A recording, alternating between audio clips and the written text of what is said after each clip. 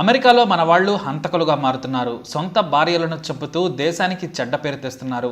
భారత్ నుంచి వచ్చిన వారికి నేర స్వభావం ఉండదని యుఎస్లో మంచి పేరుంది. కానీ మూర్ఖులు హత్యలు చేసి జీవితాలను నాశనం చేసుకుంటున్నారు.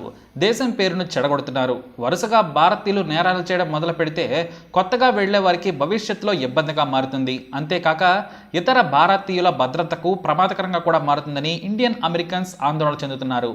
గత ఏడాది అమెరికాలోని మయామిలో జరిగిన నర్స్ మెరిన్ జాయ్ హత్య అక్కడ సంచలనంగా మారింది. మెరిన్ జాయ్ కేరళకు చెందిన నర్స్. ఆమె బెంగళూరులోని ప్రముఖ కాలేజీలో నర్సింగ్ పూర్తి చేసింది. కాలేజీలో టాపర్. ఆ తర్వాత కేరళలో ప్రముఖ హాస్పిటల్లో పనిచేసింది. అమెరికాలో నర్సులకు బాగా డిమాండ్ పెరగడంతో ఉద్యోగం కోసం ప్రయత్నించింది. ఆమె తన మార్కులు, అనుభవంతో మయామిలోని ఒక హాస్పిటల్లో జాబ్ను సంపాదించింది. ఈ లోపే మెరిన్కు కొట్టాయంకు చెందిన నెవిన్ అనే వ్యక్తితో పెళ్లి కూడా కుదిరింది. ఇద్దరు 2016లో పెళ్లి చేసుకుని అమెరికా వెళ్లారు. మయామిలో మంచి జీతంతో మెరిన్ జీవితాన్ని గడుపుతుంది. ఇటు నెవిన్ కూడా మెరిన్ను బాగానే చూసుకునేవాడు. అతను పెట్రోల్ బంకులో పనిచేసేవాడు. దీంతో మెరిన్ కంటే చాలా తక్కువ సంపాదించేవాడు. అయినా సరే మెరిన్ తన భర్తను గౌరవంగానే చూసుకునేది. ఇక మెరిన్ తన స్కిల్స్తో హాస్పిటల్లో మంచి పేరు తెచ్చుకుంది. దీంతో ఆమె జీతం ప్రతి ఏటా పెరుగుతూనే ఉంది. ఆమె ప్రయత్నిస్తే పెద్ద ఆసుపత్రుల్లో అలవోకగా జాబ్ దొరికేసేది. మెడికల్ నాలెడ్జ్ మాత్రమే కాదు, ఇంగ్లీష్పై పట్టు అమోఘం. పేషెంట్ రికార్డ్స్ రాయడానికి కూడా ఆమె సలహాలు తీసుకునేవారు. మెడికల్ రిపోర్టులు అవసరమైన సమయంలో అక్కడి నిపుణుల కంటే ఆమె బాగా రాసేది. ఏవైనా పోలీస్ కేసులు, కోర్టులకు, ఇన్సూరెన్స్ కంపెనీలకు అవసరమైన డాక్యుమెంట్స్ని పర్ఫెక్ట్గా రాయడంలో మెరిన్ నేర్పరి. దీంతో ఆమె ద్వారా మిగతా వాళ్ళు కూడా నేర్చుకునేవారు. ఆమె తన డ్యూటీ కాకపోయినా టాలెంట్ను బయట పెట్టుకునే ఛాన్స్ వచ్చిన ప్రతిసారి నిరూపించుకునేది. దీంతో ఆమెకు డాక్టర్లు, హాస్పిటల్ యాజమాన్యం కూడా గౌరవం ఇచ్చేవారు. ఇక సమాజంలో కూడా ఆమెకు మంచి పేరుంది. తమ కమ్యూనిటీలో ఎవరికి ఎలాంటి సాయం కావాలన్నా సరే మెరిన్ చేసి పెట్టేది. దీంతో అమెరికన్లకు కూడా మెరిన్ ఆమె నివసించే ప్రాంతంలో బాగా సుపరిచితురాలు. క్రిస్మస్ వచ్చిందంటే మెరిన్ను ఆహ్వానించేందుకు కొన్ని వందల మంది కుటుంబాలు పోటీ పడేవారు. బహుమతులతో ముంచెత్తేవారు. మరోవైపు నెవిన్తో 2 ఏళ్ల కాపురం హాయిగానే సాగింది. వారికి కూతురు పుట్టింది. ఆమెకు నోరా అని పేరు పెట్టుకున్నారు. కూతురు పుట్టినప్పుడు తన తల్లిదండ్రులను అమెరికాకు పిలిచి వారితో నోరా బాగోగులు చూసుకునేలా ఏర్పాట్లు చేశారు. ఎక్కువ రోజులు మెరిన్ పేరెంట్స్ అమెరికాలో ఉండలేకపోవడంతో కూతురు నోరాను కూడా కేరళ పంపించేశారు. ఆ తర్వాత 6 నెలలకు మళ్లీ కొట్టాయం వెళ్లి యుఎస్కు తీసుకొచ్చుకున్నారు మెరిన్, నెవిన్. అయితే మెరిన్కు సంపాదన ఎక్కువగా ఉండటం, ఎక్కువ మంది ఆమెనే గౌరవించడం నెవిన్కు అసూయ కలిగించింది. దీంతో ఏదో ఒక చిన్న కారణంతో మెరిన్ మీద పెత్తనం చలాయించేవాడు. కానీ ఆమె మాట పడేది కాదు. ఈ క్రమంలోనే సరిగ్గా పెట్రోల్ బంకుకు డ్యూటీకి రాకపోవడంతో యాజమాన్యం తొలగించింది. ఆ తర్వాత కష్టపడి మెక్డొనాల్డ్ అవుట్లెట్లో ఉద్యోగం సంపాదించాడు నెవిన్. కానీ సంపాదన తగ్గింది.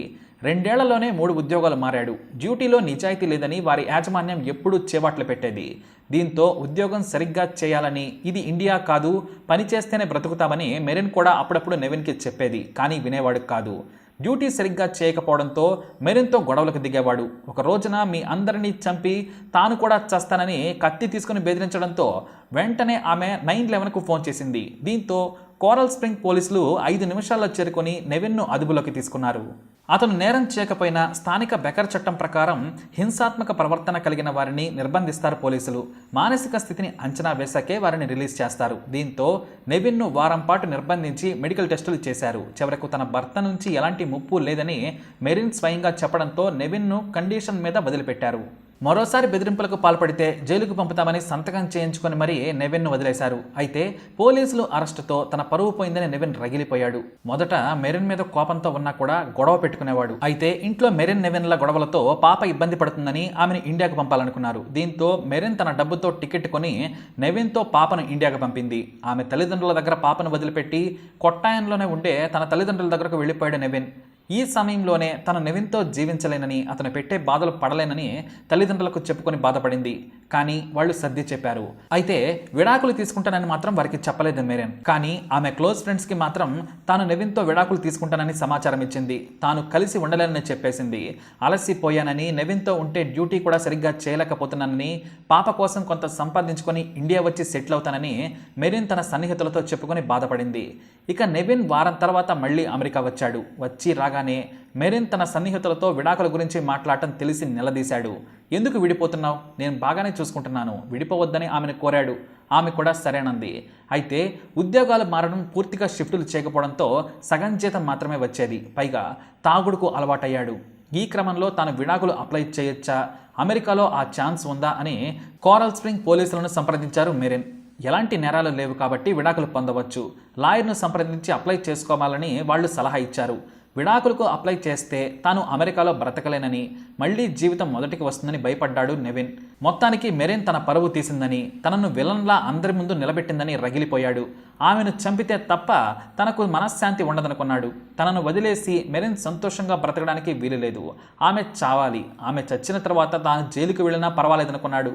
దీంతో 2020 జూలై 29న సాయంత్రం 6 గంటలకు మెరిన్ కోసం ఆమె పనిచేసే బ్రోవర్డ్ హెల్త్ హాస్పిటల్ పార్కింగ్ ఏరియాలో కాపు కాశాడు నెవిన్.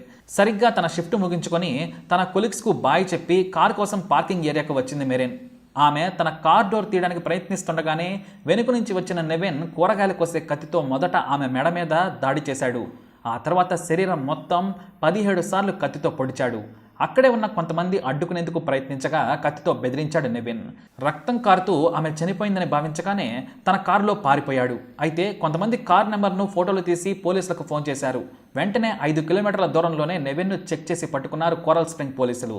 వెంటనే ఆసుపత్రికి తీసుకెళ్లి చికిత్స చేసినా ఆమె పరిస్థితి విషమంగా మారడంతో మరో పెద్ద హాస్పిటల్కి పంపించారు డాక్టర్లు.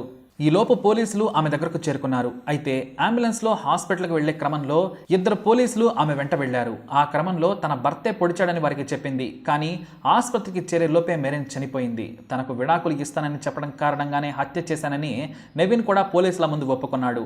మరోవైపు ఆమె తల్లిదండ్రులు కూతురు చనిపోయిందని తెలిసి తల్లడిల్లిపోయారు. అల్లుడితో చిన్న చిన్న గొడవలు ఉన్నాయనుకున్నాం, కానీ విడాకులు హత్య చేసే వరకు వెళుతుందని ఊహించలేదని బోరమన్నారు. అలాంటప్పుడు తమ కూతురు ఇక్కడకు వచ్చినా బాగుండేదని విలపించారు. ఈ హత్య మయామీలో సంచలనంగా మారింది. కేవలం ఈగోతో మెరిన్ను హత్య చేసిన నెవిన్కు ఉరిశిక్ష పడే ఛాన్స్ ఉంది. తాను జీవితాన్ని కోల్పోయి మెరిన్ను హత్య చేసి అతను సాధించింది ఏమీ లేదు. దేశం కాని దేశంలో భారతీయుల పరువు తీయడం తప్ప. మరి అమెరికాలో నెవిన్కు ఎలాంటి శిక్ష పడుతుంది అనే మీ అభిప్రాయాన్ని తప్పకుండా కమెంట్ ద్వారా తెలియజేయండి. అలాగే ఇలాంటి ఇన్ఫర్మేషన్స్ కోసం ఈ వీడియోని లైక్ చేయండి, షేర్ చేయండి, మా ఛానల్ని సబ్స్క్రైబ్ చేసుకోండి.